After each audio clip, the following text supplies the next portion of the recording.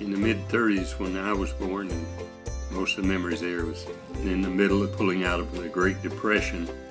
Times were tough, but guess what? We didn't know what poor was. Nobody else had anything, so we fit right in. A little bit about Mom and Dad. Dad never had a real job. We have documents where he was a roofer, a carpenter, a butcher, peddler, gambler that I know of. So we moved around quite a bit. The time I was born, we left home in 1948. We were living in 5 different places. Dad was working in Camp Cybert, Alabama in Attala, and he fell off of a scaffold and broke his back. And so that ended that job, and from thereafter he never really had another real job because of his back. He couldn't lift much. He was still hurting. They didn't have workman's comp at that time like they do now. Social Security had been in just a few years, so it was more stringent then than it is now. Sometime in 1950, he had a stroke and was hospitalized in the VA hospital in Birmingham and in Tuscaloosa, or Montgomery, not sure which, but he never recovered for that. And finally, in 1952, he got wheelchair bound and he died in September. My mother was a real trooper. She had 7 kids and the house full all the time, never complained about anything, always cheerful about everything. Always had some type of food. It may not be the best in the world, may not want it, but it was food. It was prepared. We had a garden, of course, saved seed to plant next year for the garden. When Dad died in 1952, she was left with Don and Mary and Pat and Aunt Lucy and Butch. So her hands were full, and Butch being the oldest at home, he had to struggle. I know he was struggling to help Mary, Pat, and Butch, and Aunt Lucy and Mother. He was working with Hugh Barron, our cousin, in the flooring business. He went in the Air Force in 1953, stayed a while and got out. I don't know the circumstances that surrounded that or not, but he didn't stay in. But he got out of the Air Force. Shortly after that, Mother died in 1954, and from there, scattered to the 4 winds. I myself was in Korea in 1950. I came back in 1951, got married, and had Harold and had Larry. We were in Germany for a couple of years. Came back, we were in Kansas, went back to Germany. We were in Fort McPherson, and went to Hawaii. I went to Korea. They moved to Hawaii. I went to Vietnam a couple of times, did some tours over there, and retired in 1972. So my home life ended in 1948. When I entered the Army in Birmingham with a forged birth certificate, Dad signed all the papers with the recruiter. I'm sure the recruiter knew I was underage, but he couldn't say anything because he'd met his quota, I found out. And he had documents showing that I was of age. I had a meal tickets where you'd go to a cafe and get a meal. First time ever I had breakfast, dinner, and supper in a cafe. I got to the Moulton Hotel. First time ever I had a shower, didn't know what to do about it, didn't know what to think. I slept on clean white sheets in a bed by myself. We just didn't have showers. When I was growing up, it was the number 3 wash tub or the creek. Heated water in the wash hot, put it in the wash tub, took a bath. 2 or 3 people would bathe in the same water. We weren't the only ones. There was many others the same as we were. Water was scarce. Water cost money. Couldn't pay the water bill. Have your water cut off. And catch rainwater in barrels. And that's what we used mostly for bath water. So times were tough, but guess what? I'm gonna tell a story about Bob. Bob was an overweight child. His nickname was Fats.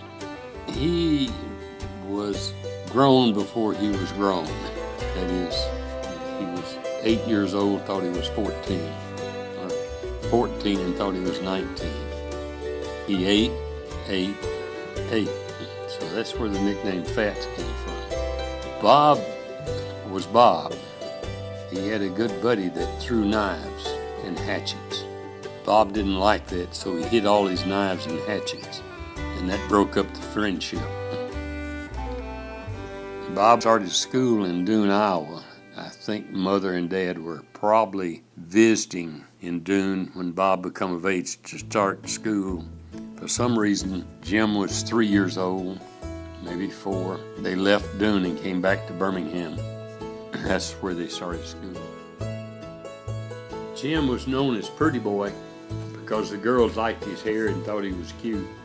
Jim was in a tree, was told to cut some kindling. His buddy was up the tree with his bare legs hanging down.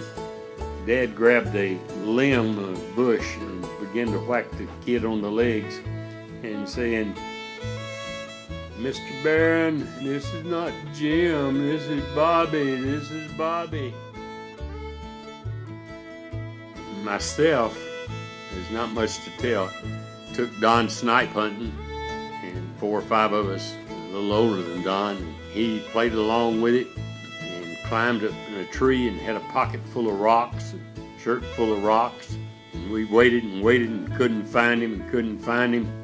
Finally, somebody had a flashlight and looked up in the trees, and there he sits. He started throwing rocks at us and laughing.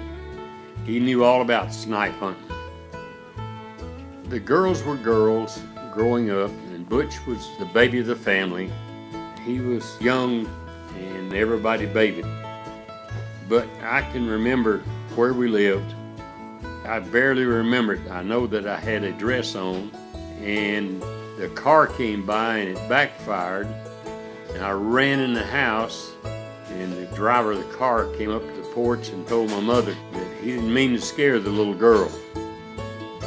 We did not have mansions to live in. We lived in a house always with someone. First it was Granny and Grandpa, and then it was Aunt Maud and her son Clyde. Daddy found a place on 83rd Street and 8th Avenue North, a house by itself next door to Aunt Ruby. We lived there, and the men folks played marbles out in the ground. Had a big area back there, and they'd sweep it off, and every Saturday was marble day if we wasn't working there at the golf course. While I was living with Aunt Lucy, we moved from there to a place up on the mountain. It was 92nd is Mountain Drive in Roebuck. The house had rocks for pillows to hold it up. The house had 4 doors, 2 going to one side of the kitchen to go right through and to go out the other. The front of the house had a door, go right through what was known as a living room, but just a room, and go out the back. Cracks throughout the walls. Wasn't no insulation, it was just walls. We'd stuff the cracks with straw and paper. Had a big fireplace. We'd heat rocks to put in bed in the wintertime. We had a goat at that time, Billy Goat. Don played with it, and I played with it, I guess, some. And he looked under the house to see if he'd see any bare legs anywhere. And he would run around the house to make sure he could butt the girls or myself or anybody else there. And sometimes he'd go through the house. If the door was open, he'd go through the house to make the shortcut. Then we moved from there. Daddy acquired some land, and we had a concrete slab and part of a house built on it in a tin barn. We lived in a tent in the barn till Dad and myself and others and men folks, friends of his, built the house of 2 rooms. Had a small kitchen and 1 big room with 3 or 4 beds in it. Don and I stayed in the barn, and we slept out in the barn with the pine straw mattresses and quilts. Had a fire pit in it, had a fire at night that winter. That was the winter of 1946-47. So that was the house living in when our dad died and when Mother died.